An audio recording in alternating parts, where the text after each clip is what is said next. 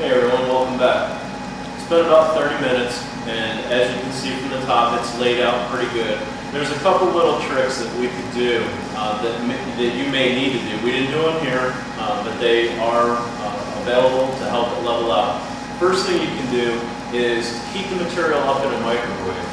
About 30 seconds in the microwave. You want it warm to the touch, somewhere between 95 and 110 degrees or so, where you can hang on to the container. Don't want it so hot you can't hang on to it. Whatever you do, don't boil it. The other thing that you can do is dilute the material with MEK, methyl ethyl ketone, up to 25% dilution. The one thing we need to caution you on is the MEK is some very hazardous material. You need to have safety glasses on and gloves. If you get it in your eyes, it will cause damage.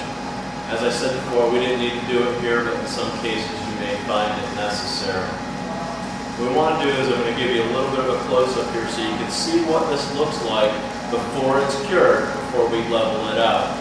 And as you can see, down here in the surface, there is some lint and some dust that has settled here. A few things that may look like bubbles or little protrusions. We're really not going to worry about any of that, because that will all come out in the finishing process. A few of the things that we need to also reiterate to you is the safety equipment that's required. The high-intensity UV light is basically like welding. So you need to make sure that your skin is covered and that your eyes and face are protected. Troy here has got on a Tyvek suit. They're extremely cheap and twofold. One, they keep your clothes nice and clean, they're light, and they are impervious to the light. If you have a good pair of heavy, tight weave coveralls, as long as the light does not penetrate that, you will be fine. The safety mask that Troy has is just the basic brazing shield. It's not a full welding shield, but it is enough to keep the light off of your skin. You want to make sure that you zip up your Tyvek suit so it's tight, or you keep your head down so you don't expose the underside of your chin. The light comes with all this safety equipment as well as a pair of gloves and this safety sign. This is a requirement by OSHA, so please make sure that you set this sign out anytime you're doing the UV light to prevent someone from walking in on you.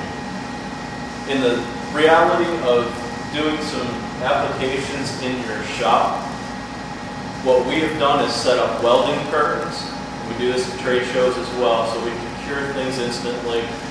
Not disrupt your shop. You could have somebody doing your form work, or you're working on your table saws over in the corner, as well as doing your UV light. Just set up some temporary welding curtains when you're not using them, pull them out of the way. There's a safety zone that people do not need to be protected within. It's about 20 feet. But use your best discretion when coming to that. Troy's going to show us how to kind of take care of some of the drips that went over the edges, and then we're going to cure this for him. Easiest way, you could use a rag. I like using the foam brush just to wipe off any of the excess drips.